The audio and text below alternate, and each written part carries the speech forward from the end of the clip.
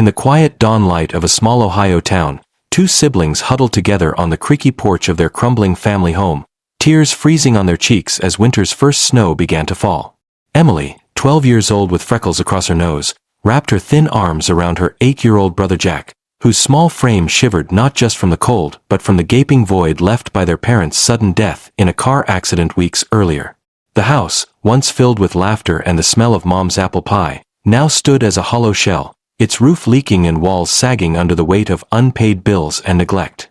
As social workers discussed separating them into different foster homes, Emily whispered a desperate promise to Jack that they would stay together forever, a vow that echoed faintly toward the horizon where, unknown to them, a spark of communal hope was about to ignite and transform their shattered world.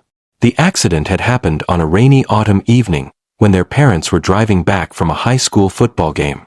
Dad had been cheering loudly for the local team, Mom singing along to the radio, until a distracted driver crossed the median and ended it all in an instant. Emily and Jack were left with nothing but faded photographs, a mountain of grief, and the harsh reality of eviction notices piling up. Their aunt in California offered to take Emily but couldn't manage both, citing her own financial struggles, while a distant cousin suggested Jack go to a group home in Cleveland. The siblings clung to each other during those endless meetings in stuffy offices, where well-meaning adults spoke in hushed tones about stability and futures. Emily, who had always been the protective one, felt her heart fracture each time Jack asked if they could just go home and wait for Mom and Dad to come back. She tried to be strong, reading him bedtime stories from tattered library books in their temporary motel room funded by church donations, but at night, alone with her thoughts, she sobbed into her pillow, wondering if kindness still existed in a world that had stolen so much. Amid this despair, the first glimmers of compassion emerged from unexpected corners. Mr. Harlan, the grizzled widower next door who had lost his wife to illness years ago, noticed the kids' forlorn figures one morning while sipping coffee on his porch. He remembered his own loneliness, the way the town had rallied around him with casseroles and company back then. Without fanfare, he knocked on their motel door that evening, carrying a warm pot of chili and a bag of groceries. Emily opened it cautiously, her eyes wary from too many disappointments. Harlan didn't push, he just sat with them, sharing stories of his late wife and how small acts had pulled him through.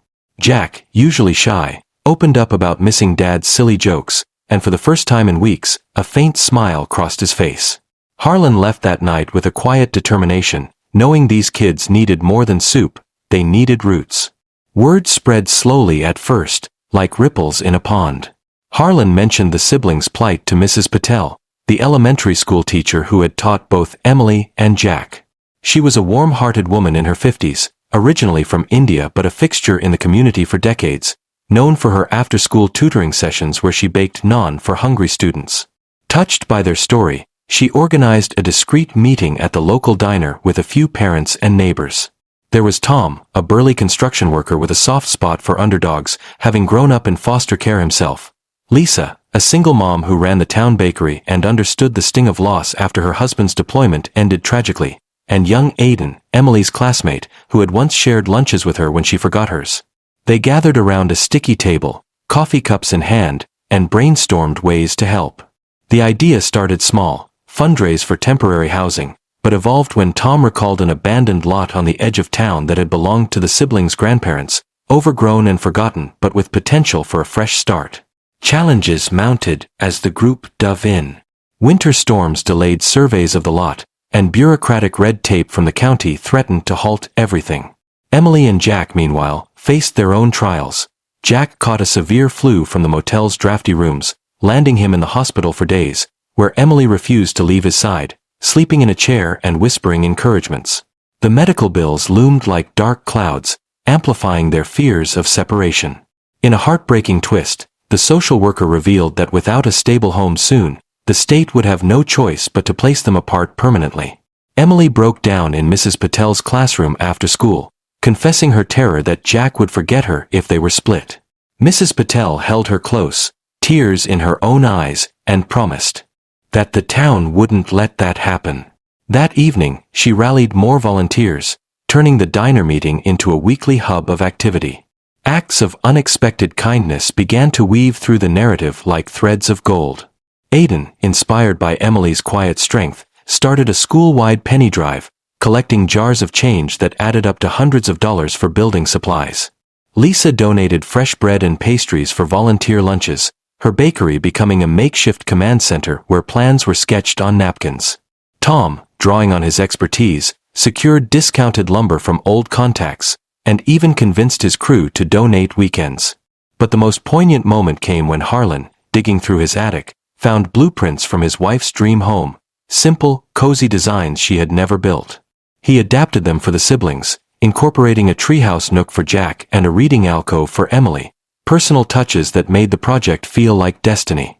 As hammers swung and saws buzzed on the lot, strangers became friends, a retired electrician wired the place for free, a local artist painted murals of Ohio sunsets on the walls, and even the gruff mayor showed up with permits expedited personally. Yet, an emotional twist tested their resolve. Midway through construction, a fierce blizzard buried the site in snow, cracking fresh foundations and delaying progress by weeks. Jack, recovering but fragile, overheard adults whispering about giving up, and in a moment of despair, he ran off into the woods, convinced he was a burden. Emily chased after him, slipping on ice, her calls echoing through the trees. They found each other by a frozen stream, where Jack admitted his guilt over surviving the accident while their parents didn't.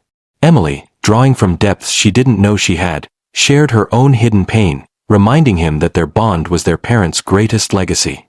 Harlan, leading the search party, arrived just then, enveloping them in blankets and words of wisdom. Pain doesn't define us, but how we lift each other does. The community redoubled efforts after that, turning the setback into a surge of unity, with neighbors shoveling snow side by side, sharing hot cocoa and stories under starry skies. As spring thawed the ground, the home rose like a phoenix, modest but sturdy, with a wraparound porch echoing their old one, flower beds waiting for Emily's touch, and a backyard swing set donated by the school. On moving day, the town gathered for a ribbon cutting, cheers mingling with tears.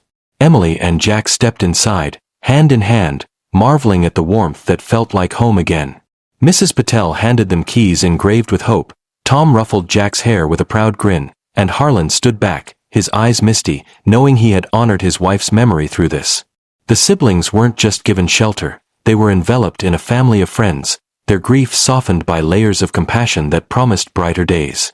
In the end, this tale reminds us that even in the darkest storms, a single act of kindness can spark a chain reaction, building not just walls but unbreakable bonds.